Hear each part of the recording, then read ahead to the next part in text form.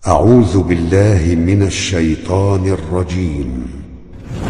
بسم الله الرحمن الرحيم. Datang lagi satu penguasa berkata, kami yang paling banyak jumlahnya di atas dunia, kami yang bisa menguasai alam semesta. Mana itu Tuhan?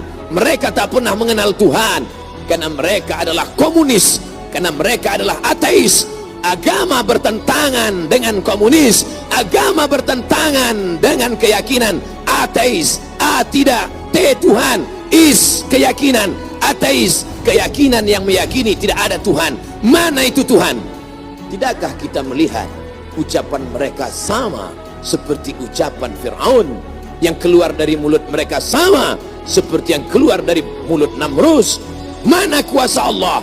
Allah mengirimkan bakteri-bakteri kecil, kuasa itu pun roboh, hancur, berkeping. Subhanallah walhamdulillah wa la ilaha illallah. Jangan lupa subscribe, like, and share.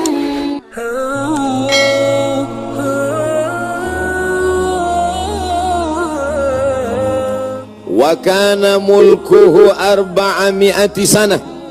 Begitu disebutkan dalam kitab sejarah. Wa kana mulkuhu 400 sanah. Dia berkuasa 400 tahun lamanya. Penguasa tunggal syarqan wa gharban, dari mulai belahan timur dunia sampai ke barat, tunduk dalam kekuasaannya. Lalu kemudian datanglah Nabi penyeru kepada tauhid, menghadap penguasa yang hebat, raja segala raja di atas dunia. Menyembahlah kepada Allah. Lalu apa jawabnya? Dengan sombong dan angkuh dia berkata, Arabbun ghairi, Arabbun ghairi, adakah Tuhan lain selain aku? Adakah yang lebih berkuasa di dunia ini selain aku? 400 tahun membuat dia merasa bahwa dia Tuhan, sampai-sampai keluar dari mulutnya, Arabbun ghairi, adakah Tuhan selain aku? Lalu kemudian apa yang terjadi? Allah subhanahu wa ta'ala mengirimkan ba'udah. Dalam Al-Quran Allah mengatakan tidak malu menciptakan ba'udah, nyamuk. Innallaha la yastahi ayyadriba masalam ma ba'udah. Allah tidak malu menciptakan seekor nyamuk, wa ma fawqaha, lebih kecil daripada nyamuk. Apa yang terjadi? Nyamuk itu masuk ke dalam lubang hidungnya, terus ke dalam batang hidungnya, sampai ke otaknya, dan nyamuk itu pun menggigit otak di kepalanya. Lalu kemudian dia mengambil martel, memukul-mukul kepalanya, sampai orang-orang di sekelilingnya menyangka dia gila, sampai dia habis usaha, makin sakit, tak dapat dirasakan, tak dapat diceritakan, tak dapat diungkapkan bagaimana rasanya, dan akhirnya dia pun mati. Dicatat dalam sejarah, dia bernama Namrus. Begitu Allah bercerita tentang orang-orang angkuh dan sombong. Dia tidak mati disambar petir, dia tidak mati ditimpa batu besar, dia tidak mati karena sesuatu yang hebat, tapi dia mati karena makhluk yang hina, yang kita pun dapat membunuhnya dalam satu kali tepukan. Berpuluh nyawa nyamuk akan mati. Tapi begitu Allah Ta'ala ingin menunjukkan kesombongan, keangkuhan orang-orang yang merasa dirinya Tuhan, jawabannya adalah kuasa Allah subhanahu wa ta'ala. Hari berganti, musim berubah, dunia ini diisi oleh orang-orang yang angkuh dan sombong. Selesaikah dunia dengan matinya Namrus? Tidak. Lahir lagi generasi yang lebih canggih daripada Namrus, lebih kejam daripada Namrus. Apa yang dia lakukan? Yuzabbihuna abna'ahum wa yastahyuna nisa'ahum. Lebih sadis daripada Namrus. Anak laki-laki disembelih hidup-hidup, anak perempuan dibiarkan karena tidak melawan. Anak laki-laki yang dia nampak dalam mimpinya akan menarik mahkota kekuasaannya, anak perempuan dibiarkan melahirkan, sampai pada akhirnya ketika dia berkata dengan lantang, kalimat berbeda, substansi makna yang sama, ana rabbukumul a'la, ana, aku, rabbukum, Tuhan kamu, a'la, yang paling tinggi. Ternyata kekuasaan boleh bisa merubah makhluk merasa menjadi khalik. Orang kalau sudah terlalu lama berkuasa, melihat manusia tertunduk-tunduk ketakutan, maka berubah dalam dirinya, berkata, kaulah yang paling berkuasa, engkau adalah Tuhan. Itu pernah terjadi pada Namruz dan menular kepada Farao. Al-Quran menyebut dia Fir'aun. Ana, aku, Rabbukumul a'la, Tuhan kamu yang paling tinggi. Bagaimana cara Allah mematikan Fir'aun? Diceritakan dalam Al-Quran, falamma adrakahul gharaqu, ketika dia tenggelam di tengah laut merah, masuk air itu ke dalam tenggorokannya dan masuk ke dalam lehernya, terus ke dalam dan masuk ke dalam paru-parunya. Sebodoh-bodoh anak kecil tidak akan ada air masuk ke dalam paru-parunya. Anak kecil yang belajar minum, kalau sampai air masuk ke dalam saluran nafasnya, dia pasti akan tersedak. Tersedak adalah kuasa Allah. Kenapa? Karena ada saluran nafas, ada saluran minum. Udara tidak akan mungkin diisi air, karena kalau sampai air masuk ke saluran udara, maka hancurlah paru-paru. Allah ciptakan satu kuasa bernama tersedak. Tersedak adalah kuasa yang paling ringan. Anak kecil yang tak ada daya upaya pun pasti akan tersedak.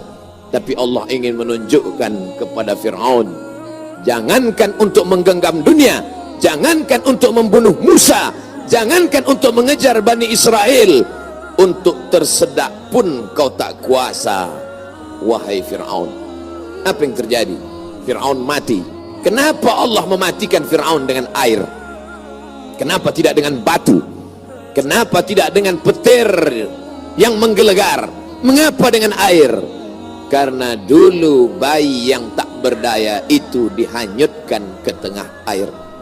Wa auhayna ila ummi Musa, kami wahyukan, kami ilhamkan, kami bisikkan ke hati ibu Musa, an ardi'ihi, susukan anakmu. Fa in khifti alaihi, kalau kau takut anakmu ini akan disembelih Fir'aun, fa'alqihi fil yammi, hanyutkan dia ke sungai. La takhafi, jangan kau takut, wala tahzani, jangan kau sedih, inna radduhu ilaiki, kami akan mengembalikannya kepada engkau sesuai dengan cerita yang kami kehendaki. Waja'iluhu minal mursalin, dan kami akan menjadikan dia salah satu daripada rasul yang kami pilih. 5 di antara rasul itu, salah satunya adalah Musa alaihi salam. Musa, bayi yang tak berdaya, dicampakkan ke laut, dicampakkan ke sungai Nil, selamat. Bayi yang tak dapat berenang, bayi yang tak ada kuasa, bayi yang tak ada daya upaya, selamat di atas air. Tapi penguasa, raja di atas raja, segalanya bukti-bukti kuasanya sampai hari ini menjadi bukti. Satu di antara 7 keajaiban dunia adalah piramid yang dibangun oleh Fir'aun. Tapi ternyata air yang dulu menyelamatkan bayi Musa, air yang sama menenggelamkan Fir'aun yang amat sangat berkuasa. Sekali lagi Allah ingin bercerita kepada manusia bahwa mudah bagi Allah melenyapkan makhluk-makhluk yang sombong, yang merasa diri gagah perkasa, manusia yang terkena penyakit amnesia, terlupa bahwa dia hanyalah makhluk, paru-parunya ciptaan Allah, udaranya titipan Allah, hembusan nafasnya dan tarikannya semua atas kuasa Allah. Mestinya dia berkata, la haula wa la quwata illa billah. Berakhir episode Fir'aun. Selesaikah dunia? Tidak. Muncul lagi mereka yang sombong-sombong. Macam-macam nama sejarah mencatat. Abu Lahab dengan bangganya berkata, sebelum Abu Lahab datang, Datang lagi seorang pria perkasa dengan tentara bergajahnya bernama Abrahah. Dia ingin memindahkan Ka'bah karena baginya bisnis di Makkah harus dialihkan. Nun jauh di Yaman, berseberangan dengan Laut Merah, menyeberang ke Afrika. Maka ini Ka'bah harus dihancurkan. Dia bawa pasukan bala tentara, sampai akhirnya pasukan gajah tidak ingin bergerak. Gajah makhluk Allah, binatang, tahu mengenal Allah subhanahu wa ta'ala. Dia paksa gajah itu berdiri dengan pawang-pawangnya. Akhirnya gajah itu berjalan karena amat sangat terpaksa dan di bawah tekanan. Sampai akhirnya apa yang terjadi? Datang Abdul Muttalib membawa kunci Ka'bah. Dia serahkan kepada Allah. Dia katakan di depan pintu Ka'bah, inna lihadzal baiti rabban yahmi. Sesungguhnya Ka'bah ini ada Rabb, ada Allah yang menjaga dan memeliharanya. Bukan aku yang menjaganya, kuserahkan kepada penjaganya. Inna lihadzal baiti rabban yahmi. Sesungguhnya Ka'bah ini ada penjaganya, kuserahkan dia kepada engkau ya Allah. Apa yang terjadi? Fa arsalna alaihim tayran ababil. Kami kirimkan kepada mereka burung ababil yang dibawanya tarmihim, melontar, melempar mereka pasukan Abraha bergajah bihijaratin, dengan batu-batu min sijil, yang dipanaskan di atas api neraka. Apa yang terjadi pada pasukan Abraha? Faja'alahum ka'asfim ma'kul. Mereka seperti daun-daun yang dimakan ulat. Tahun peristiwa itu terjadi disebut dengan Amul Fil, tahun gajah, tahun kelahiran Sayyidina wa Maulana Muhammad sallallahu alaihi wasallam. Hari berganti, musim berubah, isi dunia sebenarnya itu-itu saja, namanya berbeda, tapi sebenarnya makhluknya itu-itu saja.